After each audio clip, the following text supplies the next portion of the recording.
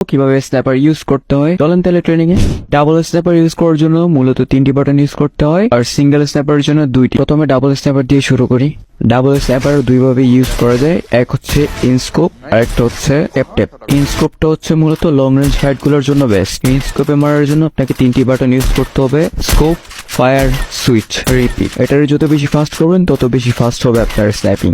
তারপর আসি tap ট্যাপে। Tap tap মূলত হচ্ছে শর্ট রেঞ্জ ফাইট গুলোর জন্য বেস্ট, এবং ট্যাপ ট্যাপ মারার জন্য মূলত 2টি বাটন ইউজ করা হয়, ফায়ার প্লাস সুইচ। এটাও যত বেশি ফাস্ট ইউজ করবেন তত বেশি ফাস্ট আপনি শর্ট স্ন্যাপিং করতে পারবেন। আর এটা আপনি শর্ট রেঞ্জে লেফট ফায়ার বাটন ইউজ করতে পারবেন, রাইট ফায়ার বাটন ইউজ করতে পারবেন। তারপর আসি সিঙ্গেল স্ন্যাপারে। সিঙ্গেল স্ন্যাপার ইউজ করার জন্য মূলত 2টি বাটন ইউজ করা হয়, তা হলো ফায়ার প্লাস রিলোড।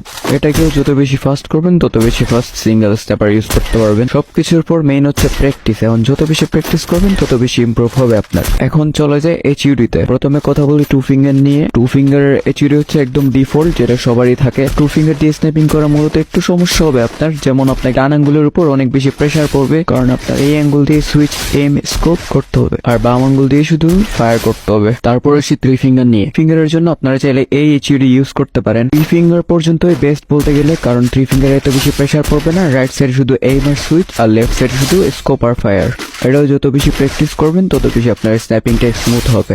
তারপর আসি 4 ফিঙ্গার নিয়ে। 4 ফিঙ্গারের জন্য এইচইউডি আপনারা এটা ইউজ করতে পারেন। এটাতে আপনার প্রেসারও কম পড়বে, স্ন্যাপিংটাও একটু বেশি স্মুথ হবে। কারণ হচ্ছে আপনি রাইট থাম দিয়ে আপনি এম করবেন, আর উপরের আঙ্গুল দিয়ে শুধু সুইচ করবেন, আর লেফটে দিয়ে শুধু এক আঙ্গুল দিয়ে ফায়ার প্লাস স্কোপ করতে পারবেন। প্লাস আপনি মুভমেন্টের উপরে থাকতে পারবেন, যেন অন্য স্ন্যাপাররা আপনাকে গুলি না লাগাইতে পারে।